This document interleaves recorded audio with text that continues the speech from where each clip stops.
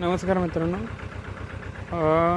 आपण M45 आणि blue copper याची फवारणी घेतो आहे। याच्यामध्ये आपण जमिनीवर पूर्ण स्प्रे घेतो आहे, तसेच खोड, फळे, पानं संपूर्ण स्प्रे घेतलेला आहे, जेणेकरून उष्ण वातावरणामध्ये भाप लागू नये किंवा बुरशी लागू नये, फळगळ होऊ नये म्हणून आपण या अशा पद्धतीनं स्प्रे घेतलं आहे।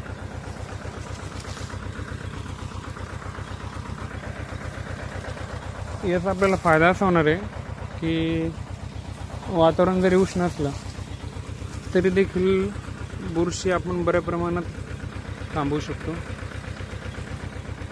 बघू शकता खाली सुद्धा आपण बुरशीचं मारलेलं आहे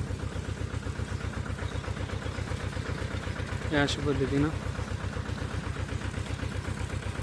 धन्यवाद मित्रांनो।